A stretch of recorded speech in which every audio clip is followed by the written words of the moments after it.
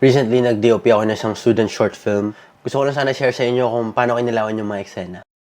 Ito yung mga lighting diagram na ginamit ko. Pero marami kasi dito mga hindi na masyadong nasunod. Pero ito sigurong living room sequences yung pinaka nasunod talaga namin. Unahin natin itong black backing. Sa labas kasi nitong living room, meron isang garahe na doon namin nilagay lahat ng ilaw namin. Para may ilawan itong pinaka main na bintana. Nilagay namin ng black backing kasi may mga sequences na gabi sa script. Pero sa hapon lang namin pwede i-shoot kasi hindi na pwede yung mga actor sa gabi. And luckily, merong garahe dun sa labas ng living room na kailangan lang namin lagyan ng black backing yung opening ng garahe, yung gate. Kasi kung walang garahe dun sa labas ng bintana, siguro kailangan namin magtayo pa ng isang buong tent para talagang matakpan yung araw. Naglagay kami ng 600D tsaka 300C. Yung 600, ito yung pinaka-main na pinanggagalingan ng ilaw sa labas. 600D na may Fresnel na naka-flood setting. So, nung gabi sa script, naglagay kami ng blue gel kasi hindi siya RGB na ilaw. Naglagay kami ng silk para maging soft. Tapos yung 300C, hindi na namin nalagay ng gel kasi RGB naman to. Tapos, yung 300C na naka-spotlight. Ito yung tinutok namin sa kung ano yung highlight ng eksena. So for example, itong eksena na to, tinutok namin yung 300C dun sa mga props kasi yun yung highlight ng scene. Ayan, ito kita nyo yung mga props na to. Tutok nyo sa mukha ko yan. Ayan,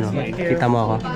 Tapos inurong-urong na lang namin yung 300C. Depende sa kung saan namin gusto itutok dun sa eksena. So sa eksena na to, dito nakatutok sa nakahiga sa sofa. Tapos urong-urong na lang depende sa eksena. Sa loob naman ng living room, gumawa lang kami na itong isang booklight setup gamit ng 150C para ito yung magsisilbing fill light sa loob. Ito basically, inaangat lang lahat ng levels ng mga shadows sa loob. Kasi kung wala yung fill light, sobrang dilim ng mga shadow. Tapos dun din sa loob ng living room, meron na itong mga lamp na wala actually ito dun sa plano before. And buti na lang, yung rental company na meron kami yung Arsenal. Meron silang dalang mga MC. Ito yung nilagay namin sa loob ng mga lampshade para makontrol din namin yung kulay tsaka yung intensity ng ilaw.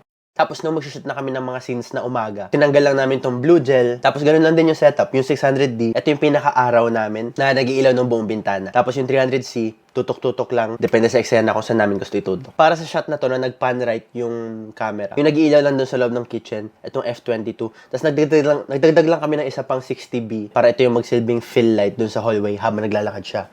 Tapos itong F22, yan na yung ilaw dyan nung nag-shoot kami doon sa kitchen.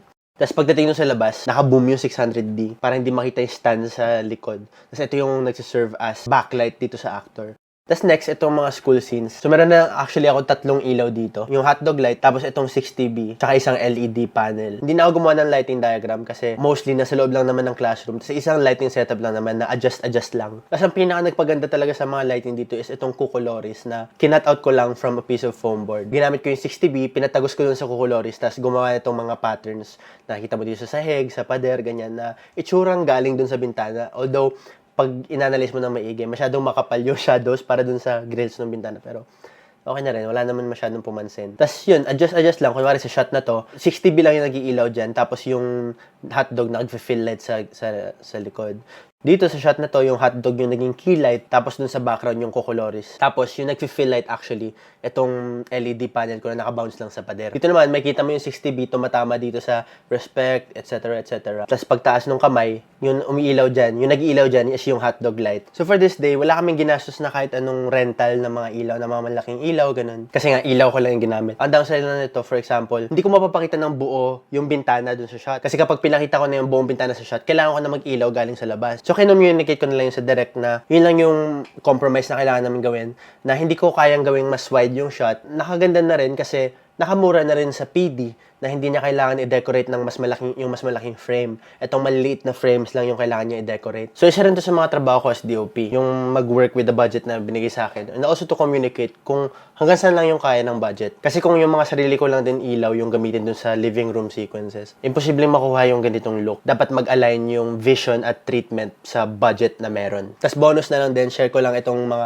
dalawang exterior shots namin. Ito, wala na akong ginawa para ilawan to. And actually, medyo nangarag kami dito kasi biglang umulan na wala naman sa weather forecast. Kasi hindi talaga ito yung initial na plano na shot namin. Pero butin lang nahanap namin tong frame na to, na yung camera nasa ilalim ng bubong. Siguro in hindsight, mas gumanda rin yung shot, mas naging interesting nung may ulan. Siguro hindi namin mahanap ng frame na to kung hindi umulan kasi mag-stay yung camera sa labas. Parang ganun. Tapos itong shot na to, ito actually yung pinaka-favorite kong shot sa film. Si Lord lang ang nag-ilaw niyan. Initially, sa ibang hallway kami dapat mag-shoot, pero nagka-problema sa location. Napilitan kami na dito lang sa building na to mag-shoot na walang masyadong magandang hallways. Kasi ang sabi lang naman direct, gusto niya ng hallway na may leading lines. Tapos, nung nakita namin to, sabi ko direct, gusto mo ng leading lines, di ba? O yan, binigyan tayo ni Lord. Shoot na natin yan. Funny lang na ang dami kong pinakita sa inyo na mga sobrang planado na mga ilaw, ang complicated na mga lighting setup. Tapos ito pang shot na to yung na hindi ko inalawan na natural light lang ang ginamit. Yung magiging favorite ko. Magic oras.